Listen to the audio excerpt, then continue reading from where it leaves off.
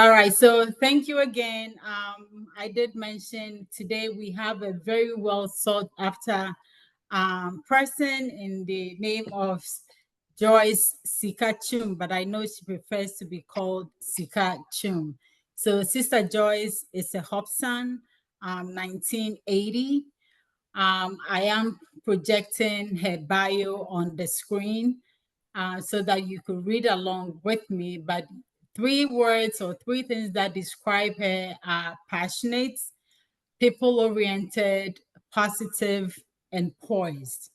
And if you joined us earlier on, you would have heard her talk about becoming your best self. And I will share that video again for those of you who missed that. She is the founder and CEO of Self Search Ghana Limited, which is a human development solutions firm that provides corporate training and career development services. She's also the founder of Becoming My Best Self. And once again, I'll share that video during the interactions, which is a woman-centered coaching institute. She's a master at disrupting old practices. So go figure, we're talking about breaking female inner barriers. And of course, igniting people's potential to support them to create new possibilities for their lives. She has over 30 years of experience as a seasoned empowerment and transformational coach, trainer, facilitator, career services consultant, and speaker. She has supported CEOs, managers, leaders, and self-actualization women in both the private and public sector to develop their potential. In Ghana alone, she has also supported students in over 40 institutions in 10 regions to gain self-knowledge and step into their zone of greatness. When it comes to breaking barriers, Sika is not afraid to question or challenge the validity of her clients' assumption about themselves, others, or life. She's currently the coach for MTN Women in Technology, that's in Ghana, and other reputable organizations in Ghana, Africa, Europe, and America. She has a bachelor's degree in educational psychology, guidance and counseling from University of Port Harcourt, Nigeria, and a postgraduate in business administration from University of Leicester in UK. She's a certified human resources practitioner and trainer from the American Certification Institute, a certified international Gated and systems development practitioner, and also she has a certification from the John Maxwell Institute. She's a member of the Gelter Community of Practice, the Association of Practitioners Ghana, and the Association of Human Resource Management Practitioners also in Ghana. One of the most remarkable things about Sika is her ability to help her clients, both male and female, to access their authentic confidence, gain self-love, own their voice and visibility, and step into their purpose and create pathways that anchor their impact, success, influence, and fulfillment. So, ladies and gentlemen, once again, if you're not speaking, please mute yourself, but join me in welcoming Sister Sika Twum, HOPSA 1980. Sister Sika, welcome. Thank you. Thank you very much. It's a pleasure to be here. Thank you. So, we have you here, and all of us are here to hear you talk about how women can break through their inner barriers. As you know, if you come from where I come from, we have a lot of barriers. And so we are all ears, and we want to hear from you. Those of you, please, all the participants, if you have questions, please use the chat. She will engage And of course, we'll have more Q&A at the end of the session, but take it away. And I'm going to stay on mute. Thank you so much. Once again, it's a pleasure to be here. I feel greatly honored to be doing this. And I remember when I was asked to come and speak, the first thing I started asking myself was, what am I going to speak to these women about that I can resonate with and that they can also resonate with? So I asked Doreen what her intent was. What did she want to achieve at the end of the presentation? And she gave me the context, and I could immediately tell that her aim was to get women to shift their mindsets, not pressing, to shift their mindset and to change their thoughts and their actions. So basically what she was looking at was shifting of mindset. And so I decided then that I started reflecting on my own life. And my reflections took me to my time at Holy Child. Okay, as a student in Holy Child, I wasn't a bright student. I mean, I always say I wasn't amongst those who were getting prizes. And I remember how I had my own feelings of insecurity, and I didn't feel too good about myself, and I didn't feel visible. And I said to myself, the best topic to talk about is helping women break through their inner barriers. So I found out also after over 30 years of working with women as a counselor, as a coach, I saw that the main thing that stops us from moving from where we are to where we want to get to has to do with inner barriers, has to do with our identity and the way we see ourselves. So this evening, I'm going to take you on a journey, okay? And we are going to be looking at the core inner barriers. I'll just take you through 3 core inner barriers out of the 21.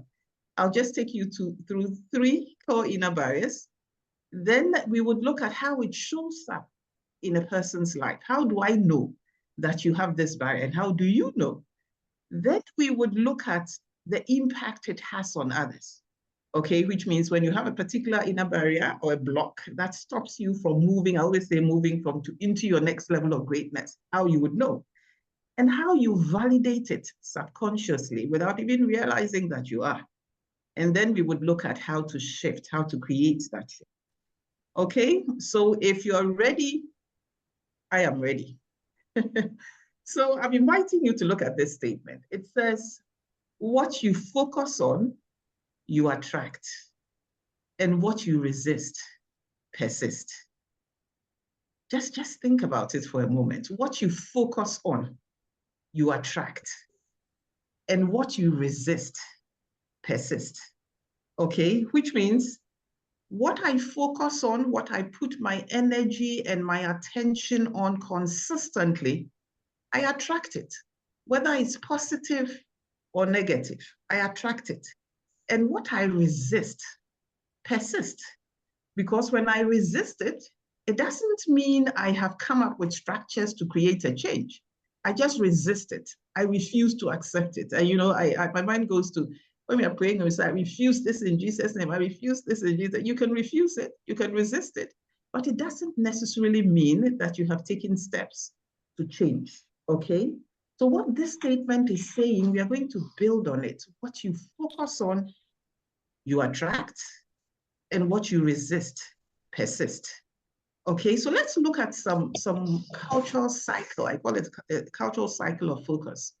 Now, when you look at our culture, the way we are brought up, home, school, society, work, there are certain things that influences our focus, okay? So there are things like expected behavior. You're supposed to behave in a certain way. I remember growing up, I heard a lot about a woman must be seen and not heard, okay? And it imprints on your subconscious to the point where you do not realize it.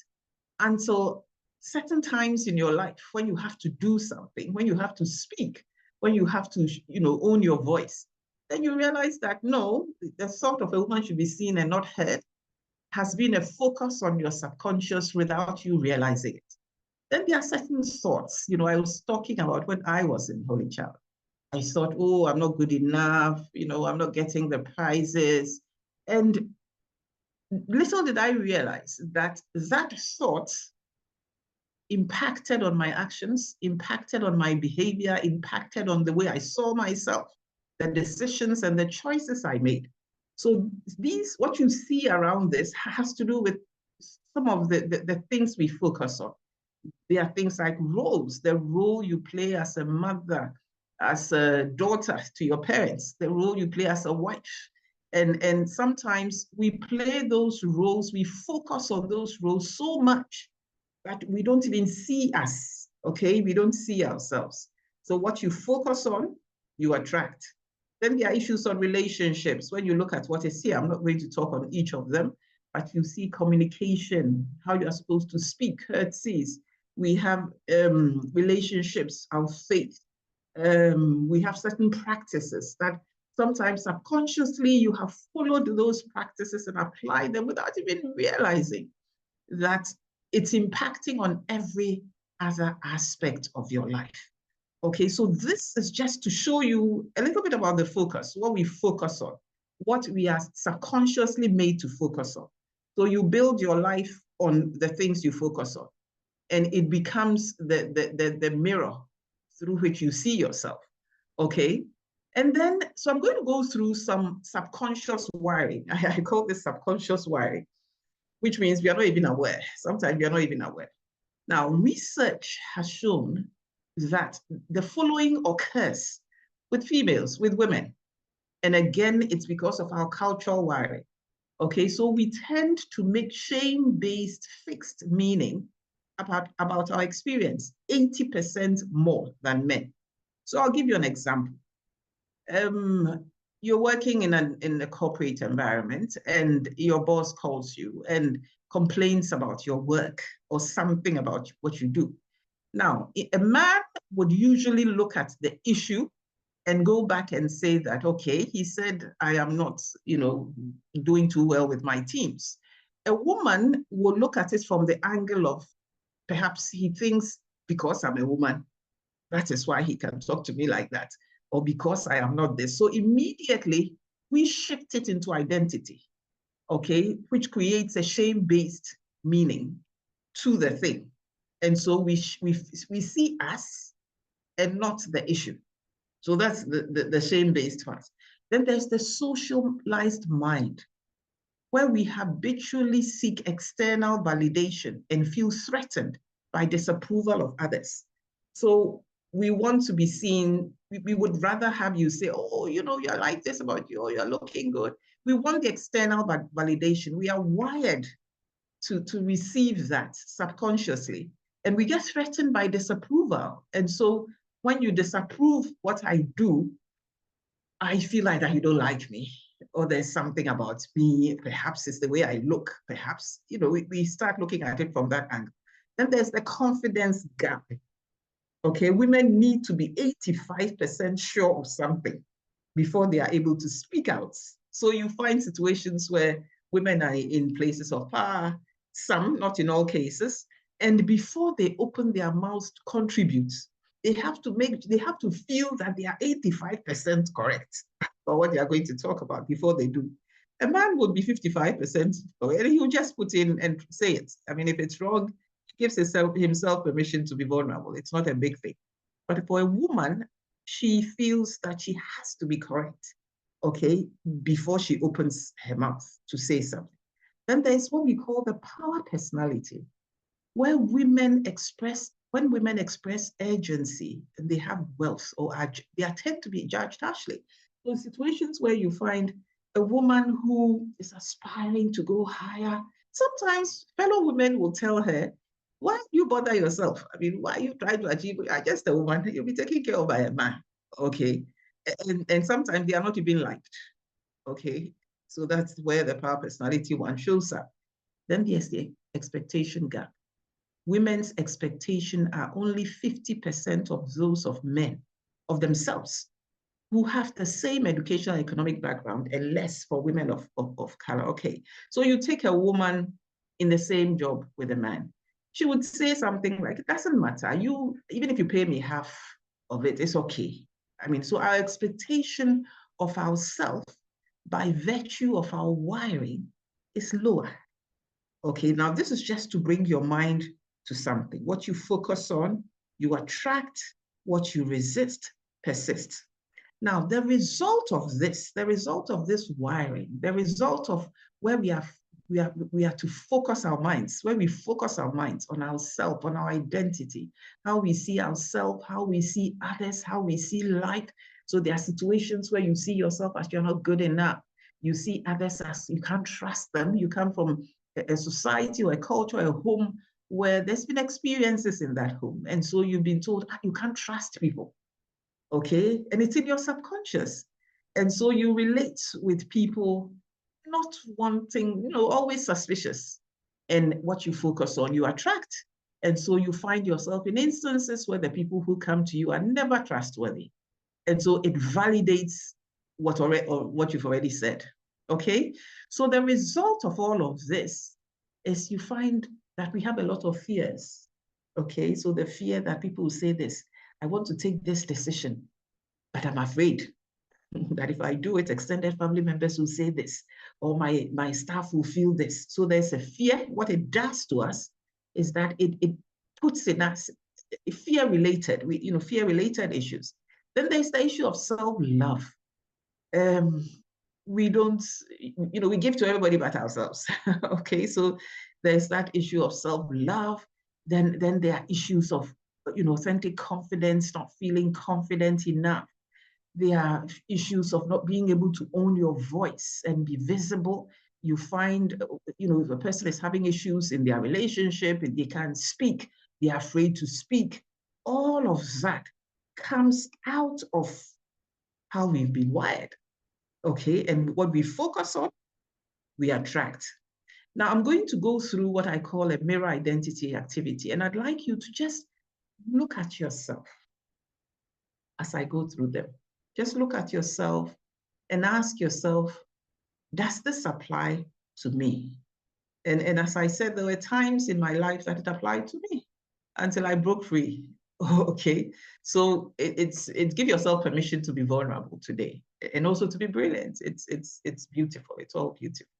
Okay, now, so I said I was going to go through 3 inner barriers that women have. Out of 21, I just selected 3 for the benefit of time. One is the feeling of being invisible. Okay, and how can you tell that you are invisible? So as I go through it, I'm going to ask you if it applies to you. Just put on the chat. Yes, you can just put yes if you don't want your name to be there.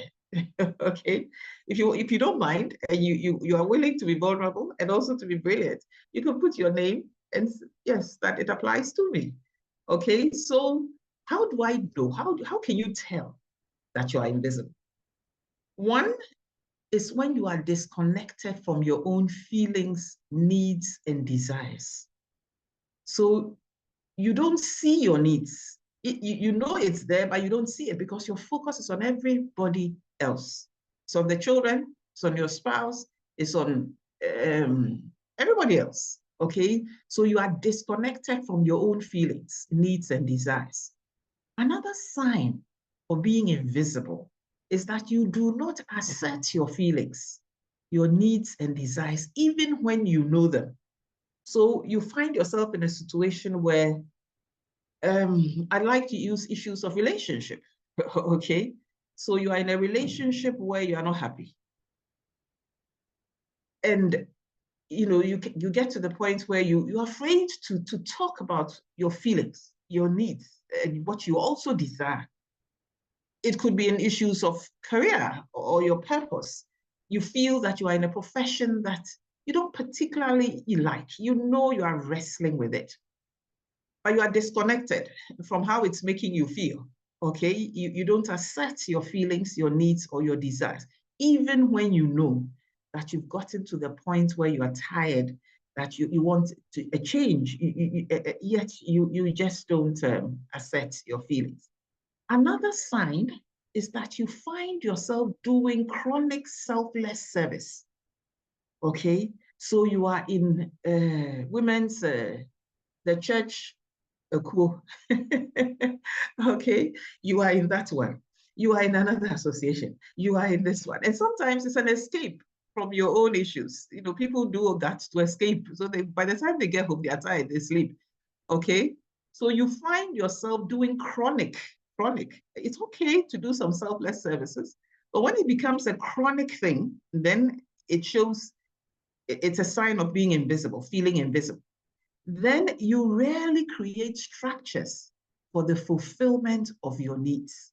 So you don't have structures that allows you to maybe take a day off and just be, or spend time with family, or just be, okay? You don't create those structures for the fulfillment of your own needs. I'm going to go through all of Invisible, then you post if it resonates with you. Okay. Then the effect this has on others is that they are completely unaware of your feelings, needs, and desires. You know, so there are instances where you say, can't you see that I'm tired? They don't see it because you are invisible to yourself. You don't even assert your needs and feelings. Okay, so the effect it has on others is that they are completely unaware of your feelings, your needs, and your desires. That's one. Two, they disregard and skip over you, forgetting to ask you how you are or how you feel, and you feel people don't like you. But it's you know, the effect of what you have focused on and the rippling effect of how it's showing up in your life. Then they frequently disappear or bail on relationships entirely with little or no explanation. So you find that sometimes people just leave you and they don't even tell you that they are not interested anymore. Now, how you keep validating this identity of being invisible is that you ask for what you want and you need in ways that are attacking. So when you do ask, it's gotten up to here. You can't handle it anymore. And so you ask in ways that are attacking, that are assuming that other people should know and should care about you too. Okay? And when you do that, you keep validating what I projected at first of what the signs of being invisible is. You also disappear when you don't get your needs met. Rather than asking directly for what you want, you rather hang in there or do it yourself. So you say they won't do it anyway. So you do it yourself. Okay, so when you see these signs, then it means the identity, remember the topic is breaking through inner barriers. Inner barriers are blocks. Inner barriers are identity-related issues that stops you from moving to your next level of greatness, okay?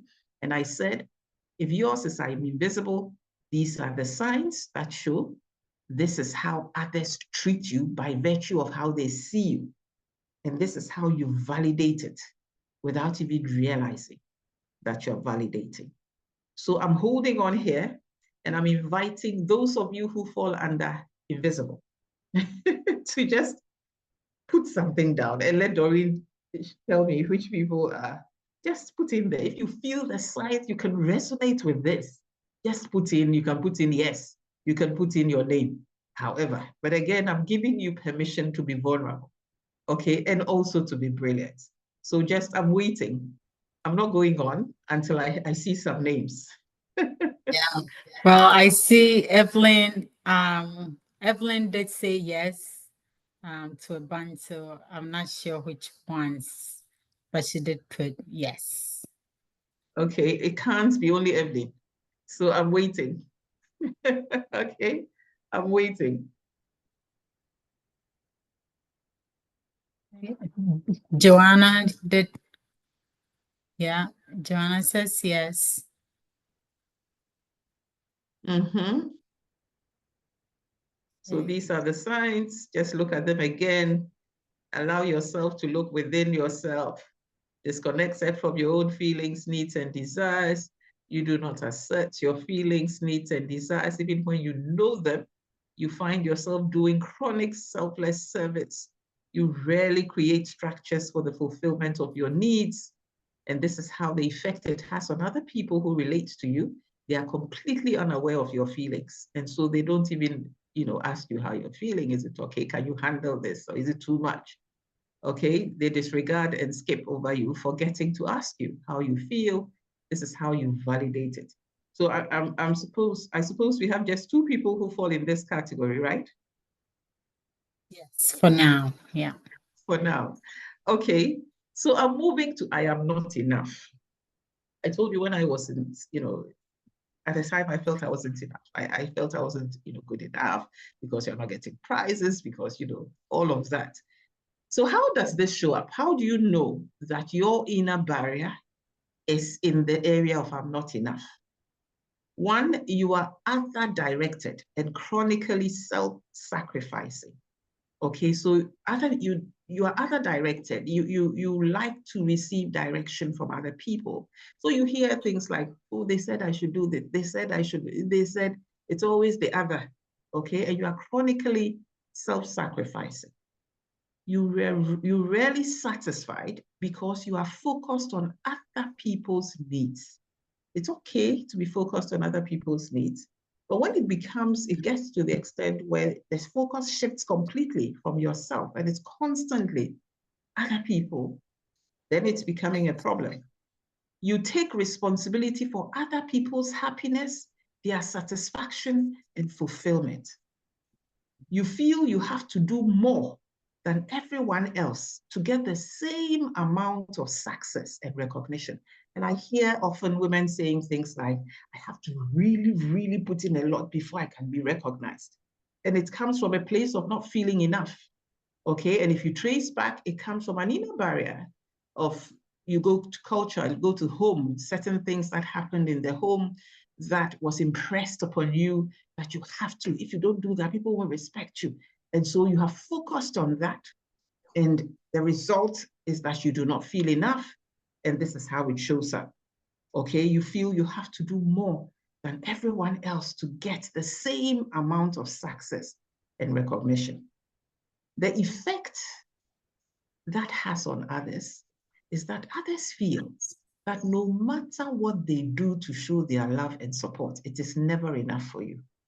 Okay, so there are instances where people do this for, yeah, so, they feel you will never really be, it will never be enough, or you still want more of something. They should have done it a little bit like this, or they should have added this. Okay, they tend to feel entitled to have you do more or less. Okay, which means when these signs are exhibiting, which are signs of you not being enough, what it does to others is that others tend to feel entitled to have you do more for less. Okay, they become overly dependent on you, so they bring you more work. In the office, you say everything they bring it to me, everything they bring it to me, because you are exhibiting this. Okay, you are other directed and chronically self-sacrificing. You are rarely satisfied because you are focused on other people's needs. You take responsibility for other people's happiness, satisfaction, and fulfillment. You feel you have to do more than everyone else. This is what you exhibit. And so the result is this is what you get. Others feel that no matter what they do to show their love and support, it is never enough for you. They tend to feel entitled to have you do more for less, and others become overly dependent on you. So they are waiting for you to come before the house is clean. They are waiting for you to come before the food is cooked. They are waiting for you to come. And when you come, you feel you're a superwoman. Sometimes you feel good about it, but you are validating it. And how you validate it subconsciously is one, you say self-diminishing and self-depreciating things about yourself. You keep saying things as for me, every time, nobody wants to help me. As for me, that's what you keep saying. Now overcome and take on more. Okay, sorry. You take on more than you can do. That's how you validate it. So you cause the cycle to continue as it is. You do things from a sense of obligation rather than because it brings you joy. So you find instances where you're doing the things you're doing from a place of obligation. You feel you have to do it. If I don't do it, nobody will do it. So I do it. It doesn't mean you love it. You're not doing it from a place of love. Okay, so this is how you validate your barrier, your inner barrier of not being enough. So I'm holding on here and I'm waiting for a few people who can relate to this to put down their names. Just Say yes if it resonates with you. If it doesn't, don't put anything.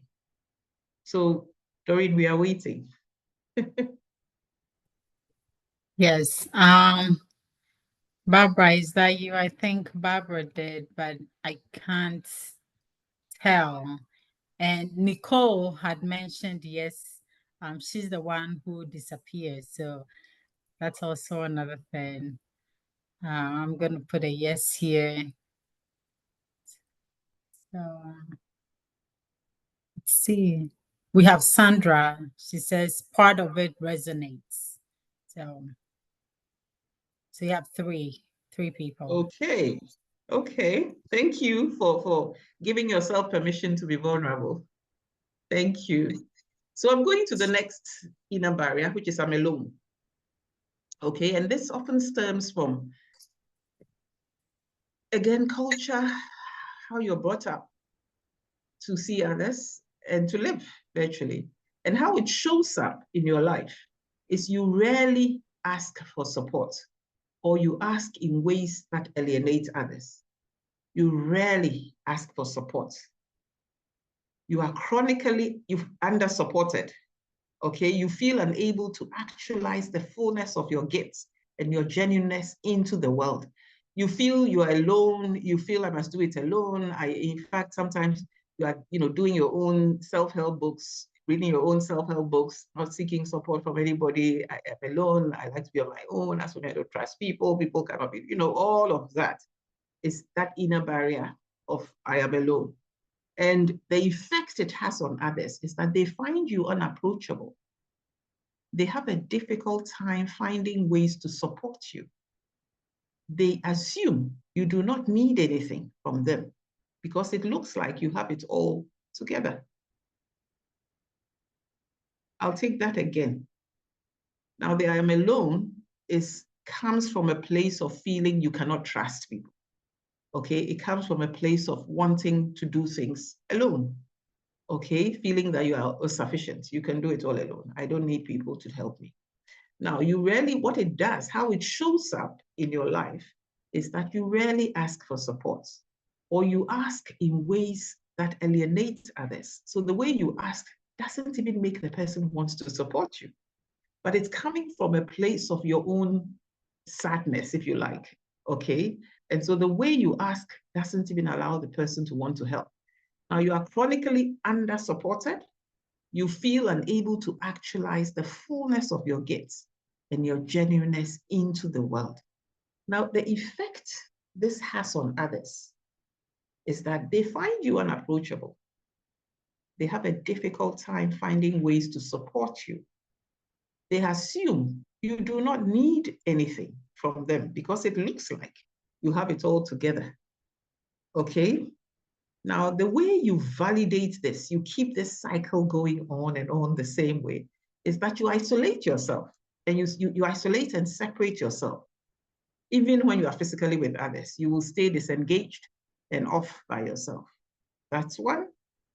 Also, you do not make requests for support, even when you desperately need it. You feel I will be worrying the person, or you feel the person will know that me too, I have a problem. Okay? And so you do not make requests for support, even when you desperately need it. You design your whole life inside self-sufficiency. Okay? So you don't ask, there are instances where you see with a woman crying for help, nobody is helping me, but when the opportunity comes, she's still doing the thing all by herself. She's still not asking, she's still dropping, she's still picking, she's still doing homework, she's still, she can do it all. Then you are overly loyal to people you have long outgrown because you fear that letting go means you will forever be alone in life. Okay, so you find yourself in situations where you could move on, and yet you feel that this is all that I have. And so if I move on, I will forever be alone in life. Now, I'd like you to again please, I'm taking permission from you. If you can resonate with I am alone, just put your name down. Doreen, back to you. Yes, nothing yet. Okay. Please use the chat to say yes if what Sika just said resonates with you.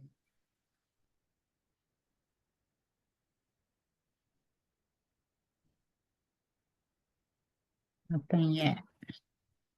Okay. This session is interactive, so if it resonates, as they say, if you go to the doctor and you don't tell him or her what's wrong with you, they can't give you a good prescription. So let's make it interactive. Okay. So if it resonates, just put it there. If it, I Yes. know it does, though. I know it does. Roberta puts a name down, but I'm not sure if it's a yes.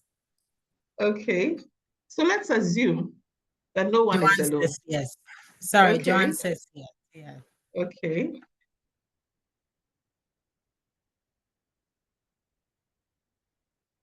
Okay. So I'm moving on. I'll do a quick recap. Then I'll go to what do we do? Knowing what my inner barriers are, what do I do? So I said I'll do a quick recap. Okay. And the recap, I'll go back to the beginning just to help you. And then I will look at that. So basically, what we said is that what you focus on, you attract. What you resist, persist. When I focus and put my energy on something, I believe this is how I am. I believe I'm not good enough. I believe I attract that. Okay, I believe people are not good enough. People cannot be trusted. I attract that. Okay, if I resist it, it persists. Because when I resist, I have not created structures to change it. So it will still persist. And then we looked at culture and we looked at all the influences to where our focus tends to be. Some of these influences have come from home, they've come from school, they come from society, they've come from your workplace, certain roles you're supposed to play. We play them mechanically without even checking them and asking, are they helping me? Or they are not. Expected behaviors, some of the ways we are supposed to behave. You're supposed to do this, you're supposed not to do this. So what it does to us is that it creates all kinds of things within us. So then we have shame-based meaning. We feel that, everything is identity. So when somebody is even correcting us, we go back and we say, she thinks because I'm not good enough or because I'm not like her or because, so we fail to get the substance of what is being shared. Then there's the socialized mind where we seek validation, external validation. If you are not validated externally, we feel that it's a problem. Okay, we feel threatened by disapproval. When somebody disapproves, we feel threatened by that. Then there's the confidence gap where we need to be very, very sure before we even open our mouth. We don't want to give ourselves permission. We see vulnerability as a weakness. Okay, and so we would not say anything but you can never be 100% correct.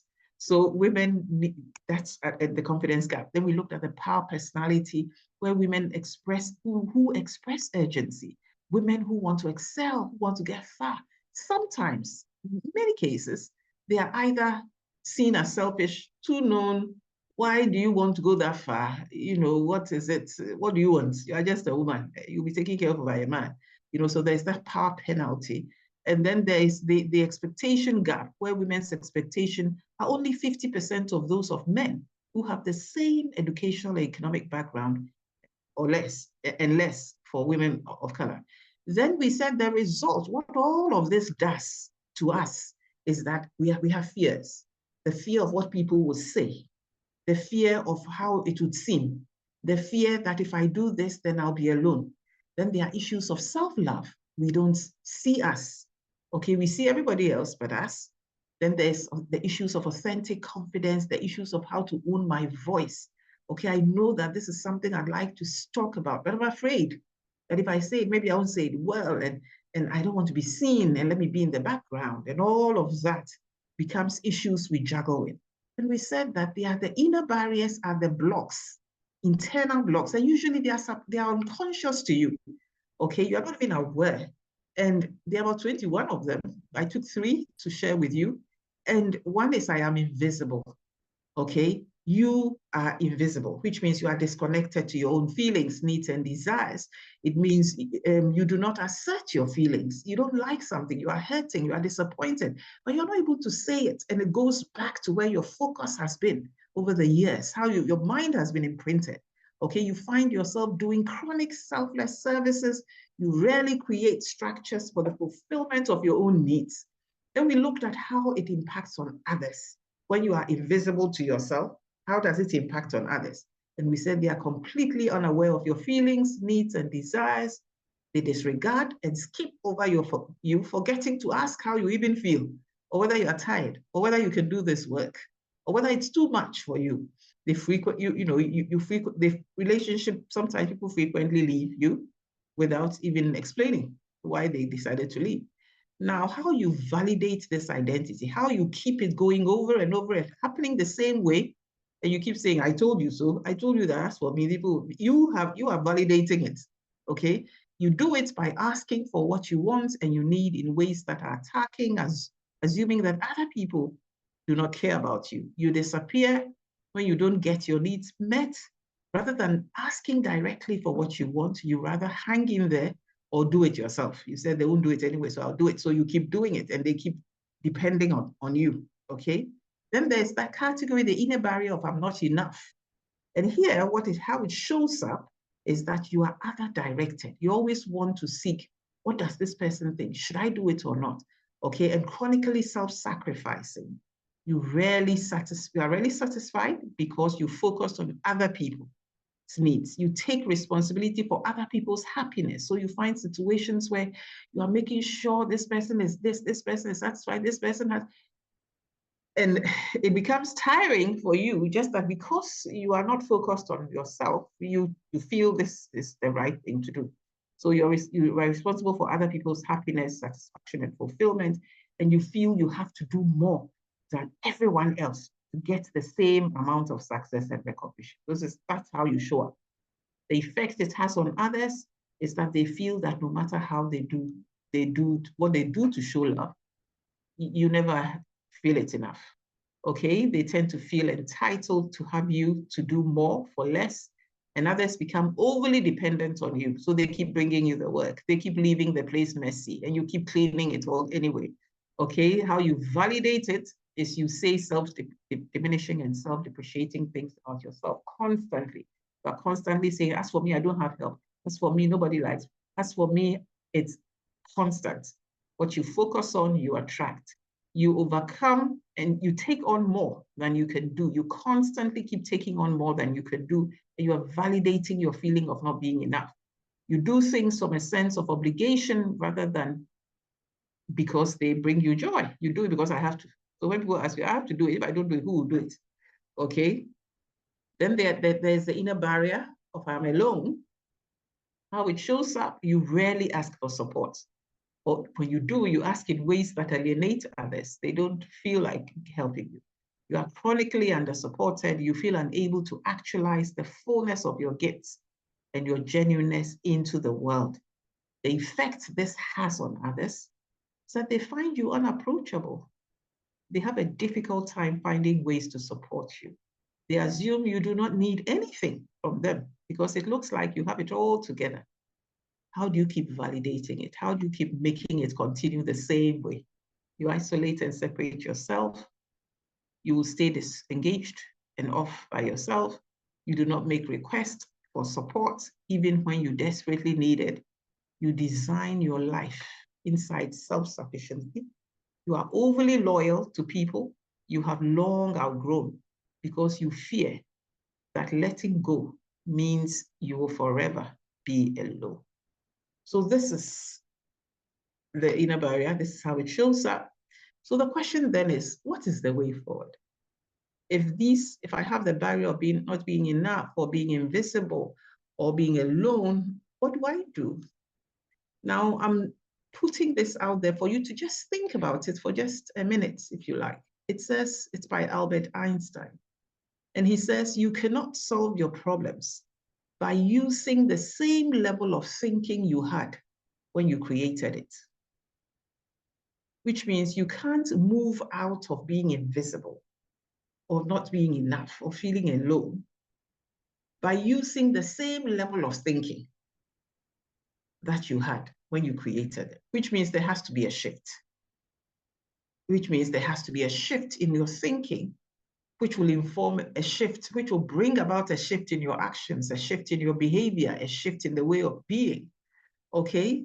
And so just 1 minute, just think through this. You cannot solve your problems. You cannot break through your inner barriers by using the same level of thinking you had when you created those barriers. The same level of thinking you had was that I should be seen and not heard.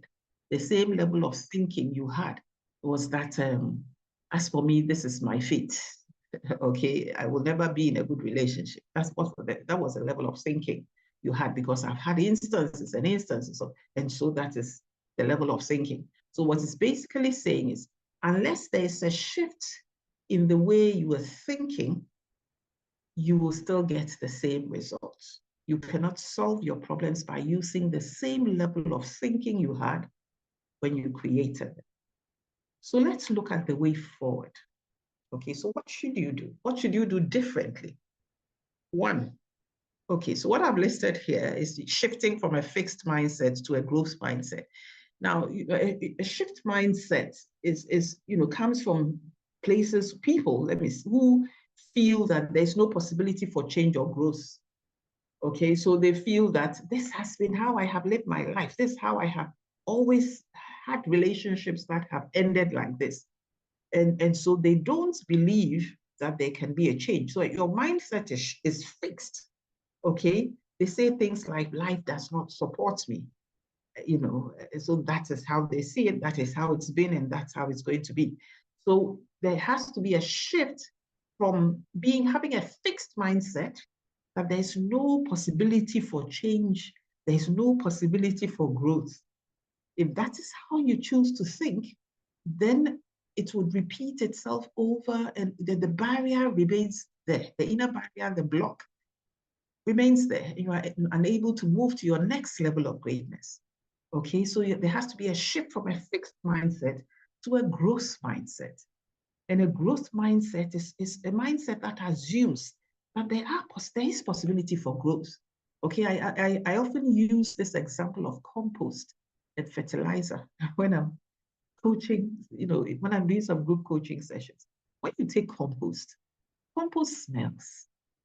It smells, okay? So it represents pain, and it takes effort to take compost and put it on your plants. But when you do, it becomes fertilizer, and it causes the plant to grow and to become green. And you even forget about the smell of the compost. Okay? So shifting from a fixed mindset means shifting from that mindset of it's not possible, it can't change, it has been like that all that time, to a growth mindset where you see possibility. Okay, where you see learning and growing and receiving feedback and seeing mistakes as an opportunity for growth. That is when the shift can begin. The inner barriers will begin to break. Then there's the aspect of self-validating. Okay, some validating self. So if for instance, I was validating myself as I am invisible, okay, I would say something like, instead of I am invisible, I would say that I was created to be seen. Okay, I was created to be seen, and I have the power to create loving and caring relationships, and I receive same. So it's about saying things that virtually what you're doing is that you are shifting from what you used to focus on, what you used to put your energy in and to tell yourself, into what you want to see. Okay, because what I focus on, I attract, and what I resist, persist. Okay, so if I'm alone, let me take the example of I'm alone. If I were to self-validate, I would say something like, I did not come here to be alone. I did not come into this life to be alone, and I do not accept it as my fate. I have the power to create rich relationships and deep engagements with others, which means if I can self-validate, then I'm going to align my thoughts. I'm going to align my actions, my behavior, my way of being. I'm going to put in place structures that will validate what I'm saying. Okay? So another example of, I am not alone is I am deeply connected to myself, to others, and to life. Okay? Which means when I can validate, then I can move to the next level of creating structures, changing. Sometimes for you to break through that inner barrier, you need to change certain structures around you. You need to change sometimes it involves changing certain people who, do not augur well for your growth or for your move to your next level. Okay, so that involves changing structures, changing the way you were doing things before. And I always say you need to do the inner work first. So when you've done the inner work, then you begin to change some of the things around you that would allow you to move to your next level. Then there are others that involves developing skills and capacities. Sometimes you don't even know how. There are some people who don't even know how to ask. Okay, it's a skill. You can learn it. There are some people who don't know how to listen to themselves and feel and know how they feel and name it and witness how they feel. That too is something you can learn. Okay, if I'll go back to validating. So if I were validating, I am invisible, I would say something like, I see myself. I am present to my own feelings, needs, and desires. That's one way I can validate myself. I came here to be seen. It is my destiny to be visible. And I now take my rightful place in this world by being willing to presence myself. Okay, now when I'm validating, then I'm putting in place, it's changing my way I behave. It's changing what I say to myself, what I focus on. If I am validating myself with regard to I am not enough, I would say I am enough. I am deeply grateful for all that I have. And I'm profoundly appreciative for all that I am. Okay, then I begin to align my behavior, my actions to that statement. Another way I validate myself with regard to I am not enough is that I care deeply about my own happiness and satisfaction, and I prioritize my own well-being in life. So then I'm going to take actions that will, more or less allow this to happen. Then there's developing the skills. I've talked about changing structures, developing the skills and capacity. Sometimes you need to develop the skill of asking. How do I ask? How do I listen to myself and own my voice and say how I feel? These are all skills you can learn. So basically, I'm saying, now, if you want to break through that inner barrier, that block that stands in the way of you moving to your next level of greatness, then it means you have to begin to shift from your fixed mindset of that is how it has been. That's how my life has been. As for this world, it has nothing good to give me. You have to shift from that to a growth mindset. You have to begin to see possibility. You have to begin to see that, the compost, though it smells, is the fertilizer you need for the plant to grow. Then you have to learn to self-validate, align your behavior with what you're saying so that it's in sync. Change certain structures in your life and develop the skills and capacities that would help you to align with what you're saying to yourself now in order to break through that barrier. I'm going to end with an exercise, and I'm inviting all of you to do this exercise with me. Okay? So do I have your permission to try this exercise on you? I'll say you do. Many Okay. people are mute, so yeah. Okay, so you've listened to me a little. Now let's just move into a space of experiencing it, okay? So I'm going to invite all of you to just close your eyes for a moment, okay, wherever you are. Just don't sleep, okay? Just close your eyes for a moment. And I'd like you to step into your most creative, resourceful, and powerful self. I will explain it. Now, step into that time or when the situations in your life where you feel most powerful, where you feel most resourceful, where you feel most creative. It could be when you are parenting as a mother, that's where you feel most creative, most powerful, most resourceful. It could be when you are in the office and you are, facilitating groups. So just think about yourself and step into your most creative, resourceful, and powerful self. You could even think about your accomplishments, something you have accomplished, certain things you have accomplished in life, and how you felt when you were in that space, how the feeling was. Or you could think about the biggest challenge in your life that you overcame and how it made you feel powerful and resourceful. Just take yourself into that space for a moment. And just note how that feels. Just note how you felt when you were in your place of power, your place of creativity, of resourcefulness. You felt joy, you felt peace, you felt energy.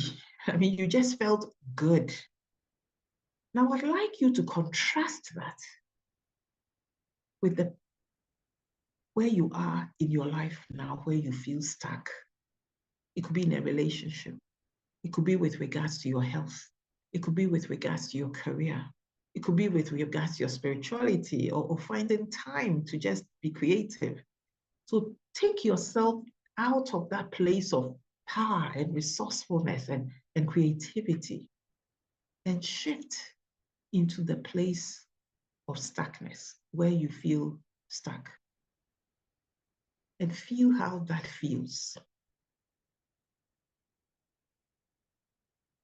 And I'm not going to ask you to post it because I know that there's a clear difference between the place of power, creativity, resourcefulness, and contrasting that with a place in your life where you feel stuck.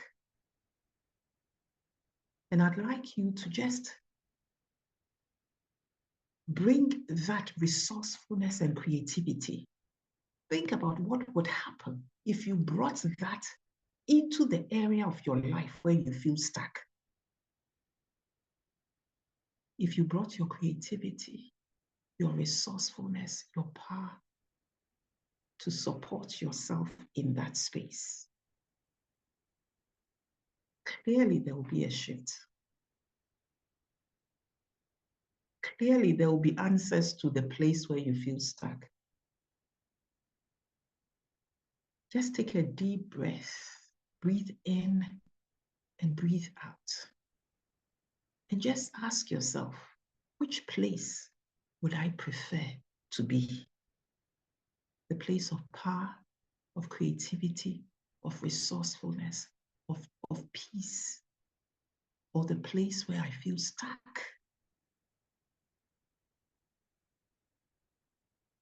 That's an answer, a question for you to answer for yourself. I'll just conclude with this statement. Kindly open your eyes.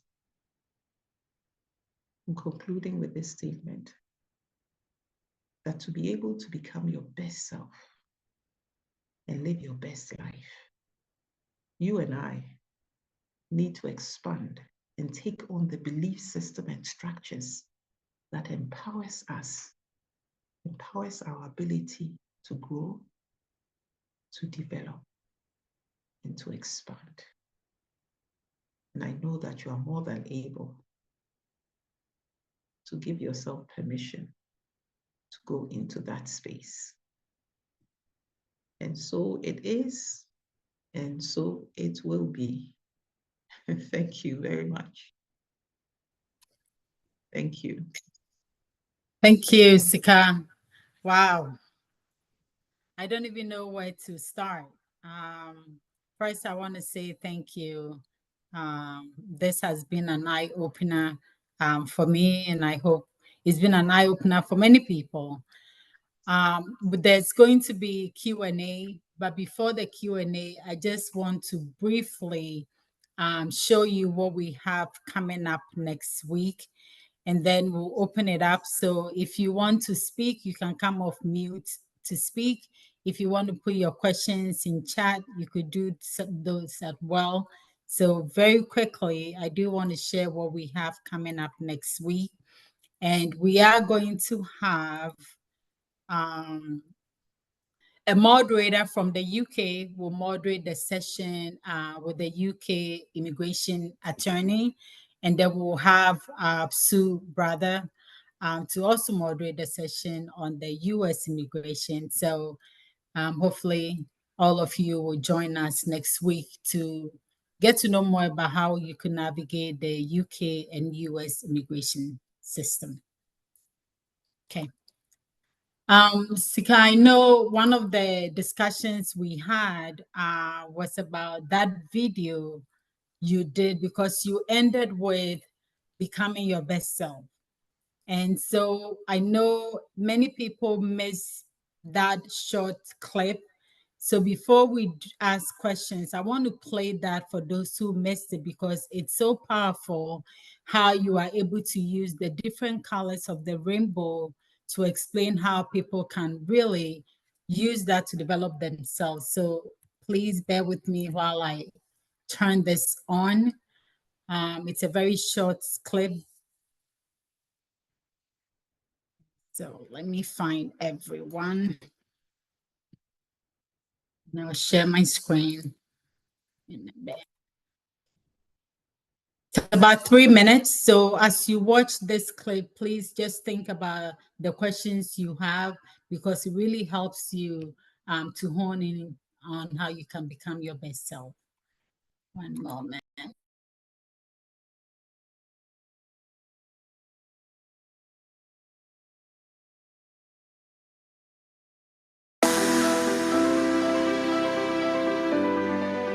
Becoming my best self is a coaching package that I developed for smart, successful women between the ages of 45 to 65.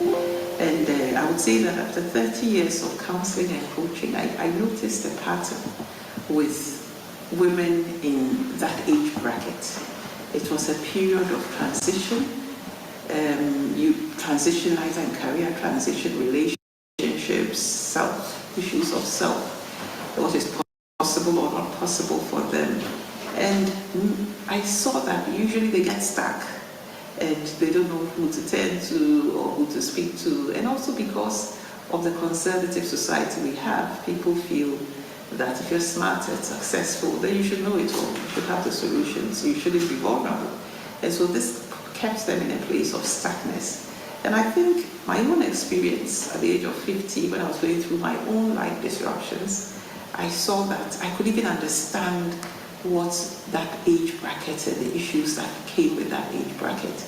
And so becoming my best self was developed with 7 modules in mind. Now, the concept came out of the rainbow colors, which represents a new beginning. So it's like becoming your best self and entering into a new beginning. And so the modules that make up becoming my best self, each one represents a particular color of the rainbow. So there is releasing my fears, which is color red. Then there is loving myself, which is color orange. Then there is embodying authentic confidence, which is color blue. And then there is owning my voice and visibility, which is color yellow.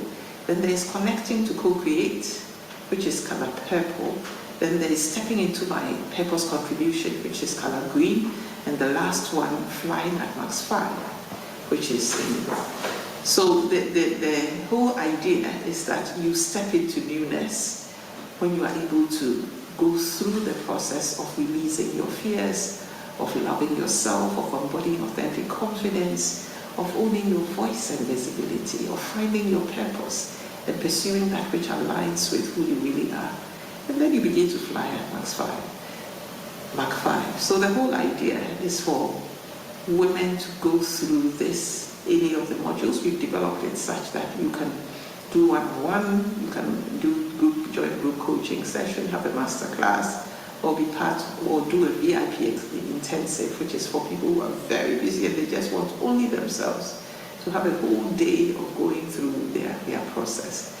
And so I look forward to impacting lives through this. What I'm sure you're going to get is release, you are going to get growth and you're going to be transformed in a way that will make you step into your best self. Thank you.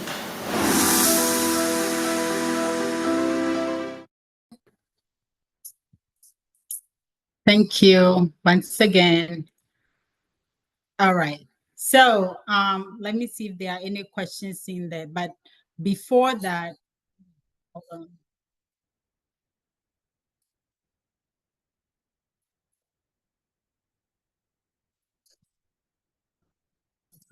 All right. Sorry about that.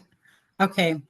So stepping into newness, you mentioned you have given us some of the tips on where we feel cornered or how we have these blocks or barriers.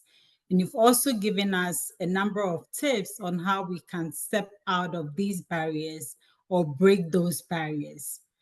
How do you start? Because for many people, the first step is always the most difficult one. And so you mentioned stepping into newness. How can you help us to just make that first step from here on? I think the first step, if I heard you correctly, you want to know if I want to step into newness, how do I start? Right?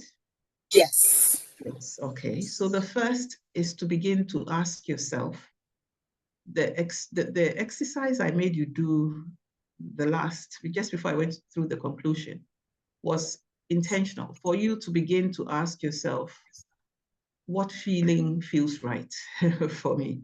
Okay, so the first check is for you yourself to sit down and ask yourself certain questions. One, you want to ask yourself, who am I? Am I comfortable with where I am now? Okay. Am I happy? Do I feel fulfilled? Do I feel I'm stepping into purpose? I'm doing what I'm here to do? Do I feel that I have more inside of me that has not come out yet?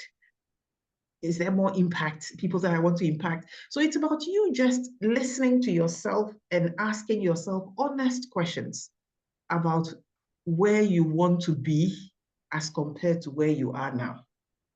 Okay, and you can ask these questions in relation to any aspect of your life.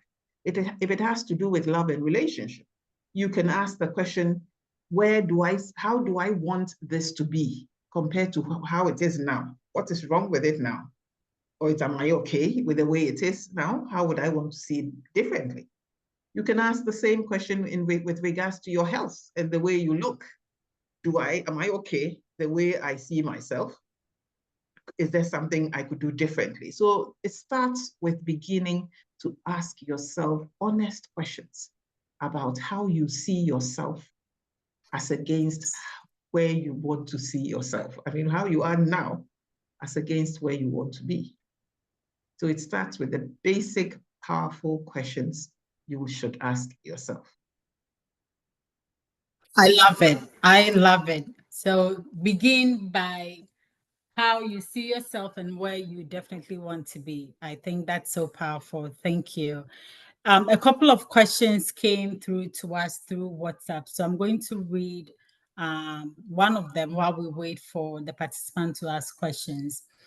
The first one was about assertiveness. So the question is, women from African descent are usually raised to be subservient. And I think you kind of mentioned it at the beginning. And the question goes, this subserviency is usually misconstrued in the Western world as lack of confidence. How can you gain that authentic confidence, which you just spoke about? Okay. How can you gain the authentic confidence so that it's not seen as a lack of confidence? Right? I just want to get Yes. the question Yes. correct. Yeah. Yeah. Okay. Correct. I think all of these things boil down to listening to yourself. Okay.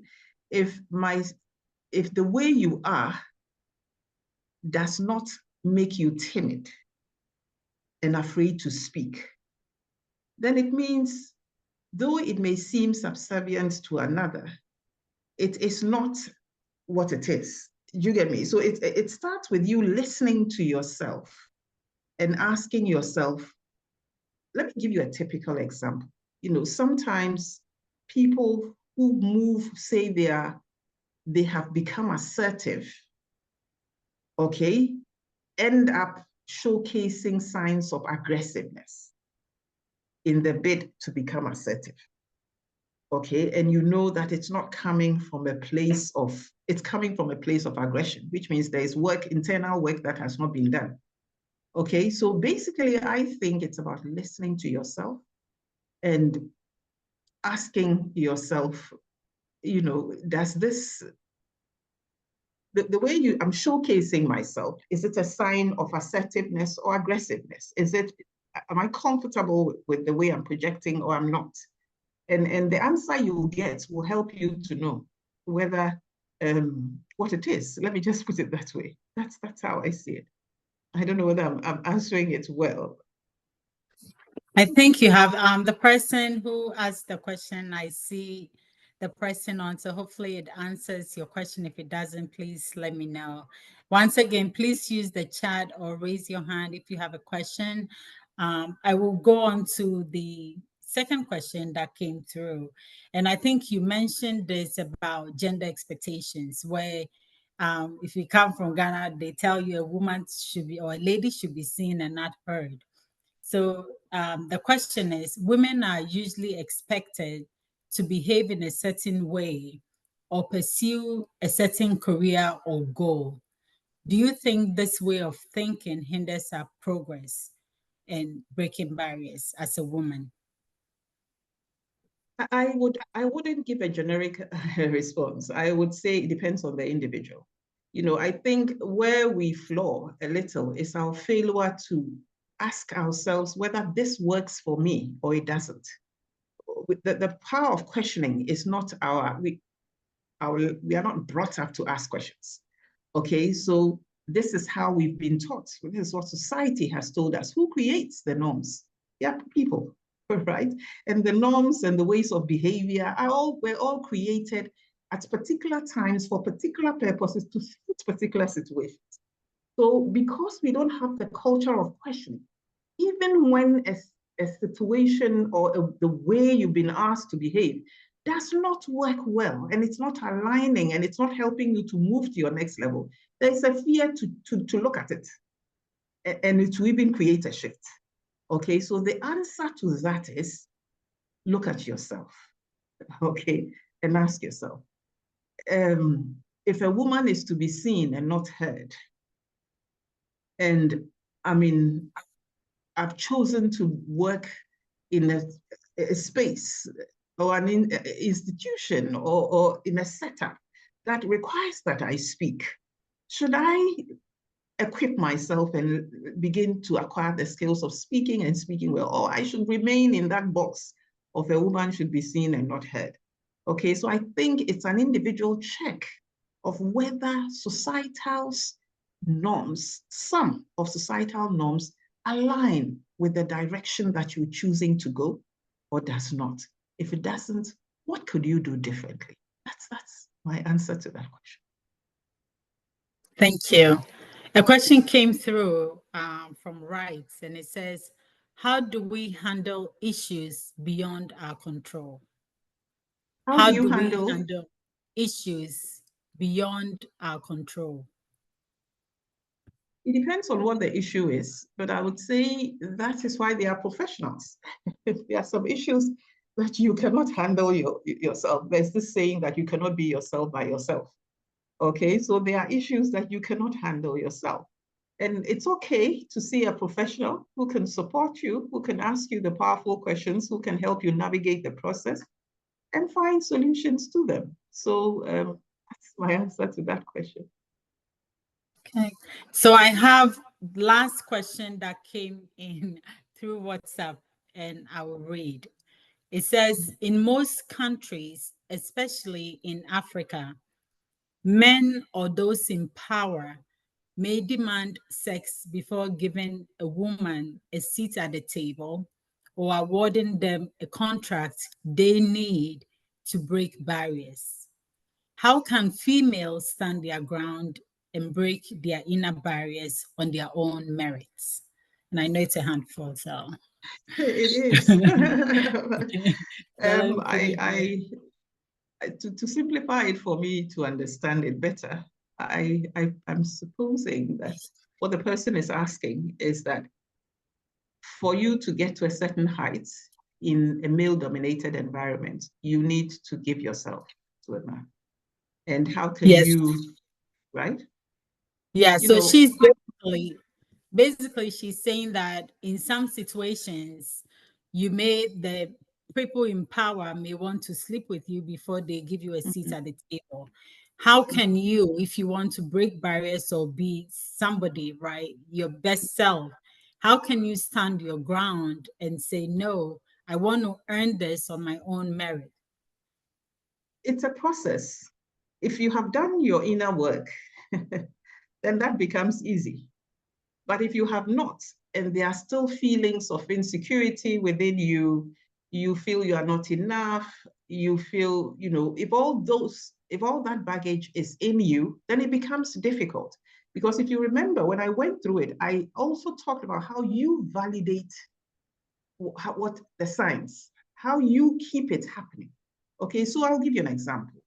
A man wants to sleep with you and you are smiling and you're saying, oh no, I don't want, oh no, but you are smiling.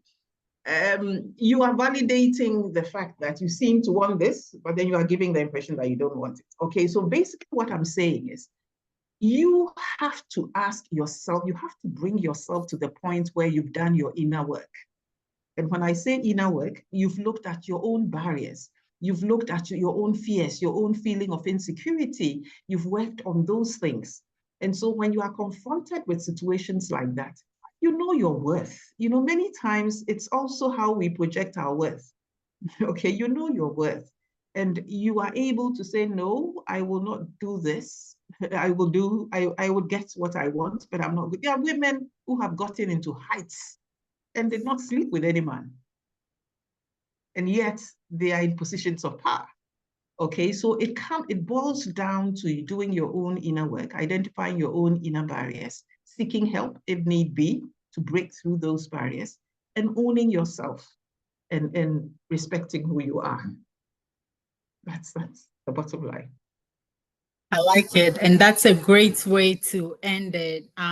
There aren't any more questions in chat, but I will say you have offered 40 minutes of your time to give some of our participants a free self-discovery session.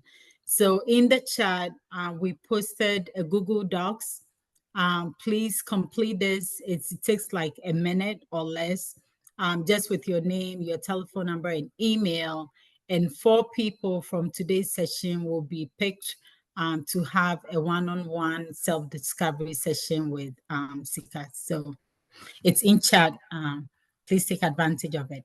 And then once again, I do want to remind you, all of you, about next week's session on navigating through the UK and US immigration system. So with that said, Sika, I want to say thank you so much for your time. This has been an eye-opener. I will watch the Becoming My Best Self over and over again. I love how you use the colors of the rainbow to really depict how we can step into those newness. So I hope all of us can take advantage of that as well. And also the tips that you've shared with us today about how we can be assertive and speak positive things into our lives. So I appreciate that. Without further ado, I want to close with a prayer, and then we'll round it up with our anthem. So in the name of the Father, and of the Son, and of the Holy Spirit, amen. Heavenly Father, we thank you for your presence. We thank you for the life of our sister Sika, and for all those who are able to attend today's session. Thank you for opening up our ears to listen and to welcome the tips our sister shared with us.